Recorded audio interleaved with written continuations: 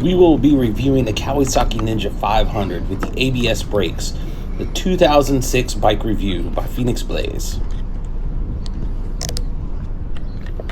And always show your support by giving Phoenix Blaze a like, comment, share, and subscribe to all my social media channels. And it's brought to you by Phoenix Blaze. Thank you for tuning in. And today we're going to be checking out and reviewing the 2026 Kawasaki Ninja 500.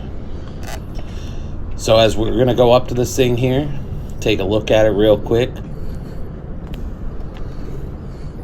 This Kawasaki Ninja comes in 4 sexy colors. Comes in a black, a yellowish green, blue, and red, which is pretty slick looking if you ask me. Comes in this black spark color, and it comes in green. So it's definitely sleekish. The bike offers some nice, manageable power with some eye-appealing styles for sure, as you see. Start it up, purrs just like a kid.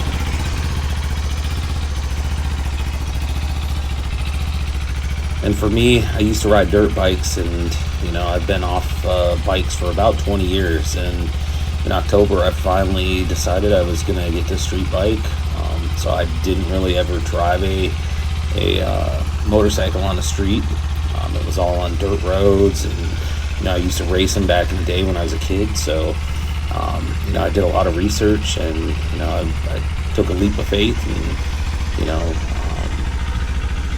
purchased this out of the dealership. And I actually did it all online. I didn't even go look at this bike. I just did so many different reviews and watched so many reviews and research that I thought this was the right thing for me. I mean, this thing is beautiful. I love it. It's my new best friend for sure. Caress it a little bit. Let's go for a little ride on this thing here, and we'll continue to talk about the Kawasaki Ninja. So this bike is powered by a 451cc parallel twin engine, which is delivering about 51 horsepower. And this thing weighs roughly 340, 350 pounds. So it's still not a super light bike. It does have some weight to it. So if you are a brand new rider, just be prepared and practice a little bit, making sure that you can handle the weight of this bike. And again, I got the anti-lock brake system on this with the ABS, just so that way I knew that in any storm, rain, whatever the case may be, I would still have confidence stopping power.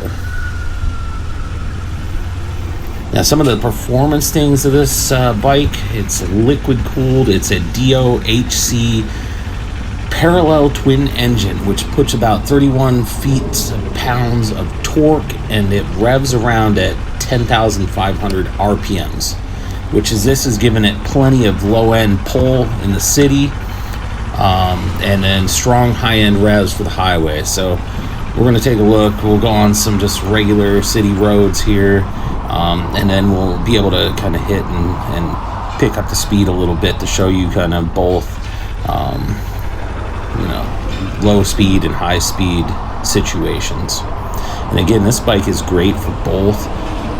That's why I do believe this is one of the best starter bikes, if not moderate riders, because it can definitely be a nice little cruise bike where you can cruise around, or it's got the horsepower to have some really good times, and you can really crank on this thing and go pretty fast pretty quickly. So it's got a lot of torque for sure. People might think, oh, it's only a 500, but the 500's got a lot of horsepower and a lot of kick. And I'm a bigger guy too, and this thing is completely perfect. It doesn't bog down in any way. It fits pretty perfectly, and it has that torque. Take a look.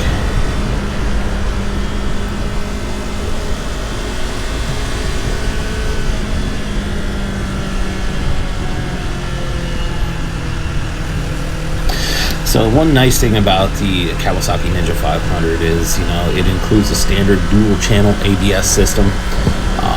Especially for newer riders and people that haven't been on bikes for a long time. It's definitely good because you can really cram on that brake and slide the front end and cause you to get in an accident quickly. So that ABS system definitely helps you out when you're stopping, so you don't have incidents like that. And it assists and has a slipper clutch that prevents rear wheel hop during aggressive shifting, and upshifting and downshifting, provides an incredible light lever. So again, it's definitely helpful for somebody that had maybe learning a little bit, because there's definitely a lot of tech there to help you out to be a safe driver and get to point A to point B as safe as possible. I mean, you are on a bike and you're on two wheels, so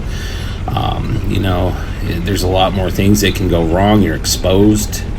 You got bigger cars all around you. You got blind spots. People don't see you. So safety is the number one priority for me, especially when riding a bike. So you want to make sure that your bike has everything. And again, I can't stress this enough for all drivers and motorcycle riders, either if they're beginners, novice, or experts. You got to make sure that you're maintaining your bike, checking it regularly, checking the air pressure, making sure that you give it regular oil changes and fluid changes, checking the brakes. And if you don't know how to do a lot of those things, find a good shop in your area and do routine maintenances. Drop it off, let them take a look at it, let them lube up the chain and clean it and everything like that, and keep you safe. So let's crank on this a little bit. Woo! Feel that power. Love it. See, this bike is just perfect. I can't say that I am disappointed in any way, shape, or form with this bike. It's definitely exactly what I wanted it to be. It's fun to ride. It's still lightweight, so you can zip around on this thing, and you can still go pretty fast. And again, safety first, but there's always a time and a place for everything. So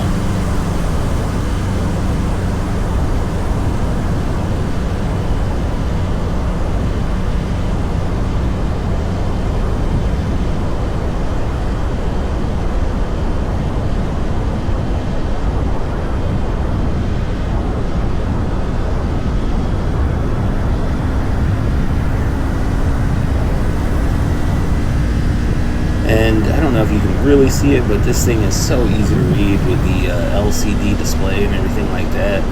The standard seat height is about 30.9 inches, so for a little bit shorter guys, we can still almost touch the ground.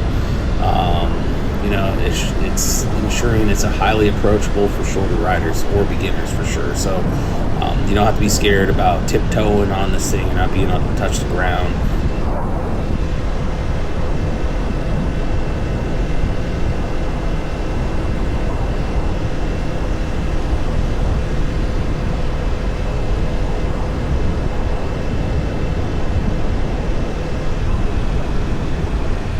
And you can't really be mad at the overall price and value of this thing.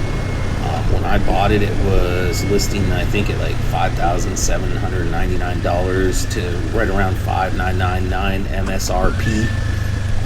After tax, titles, all that type of stuff, it was about $7,500. But when you're looking at used bikes, which I was contemplating on that for many months before I did decide to make my purchase, some of the bikes were about $4,000 for $4,500.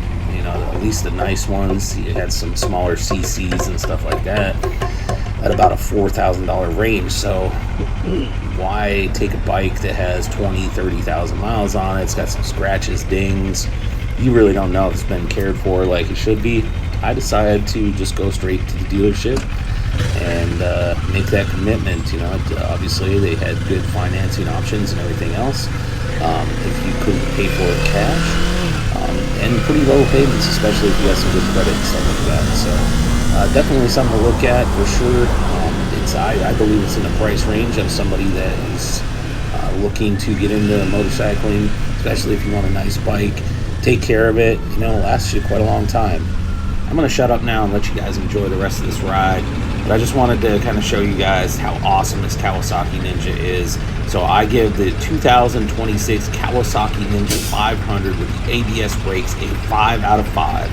Rating for sure. This is definitely a bike you're going to want to check out.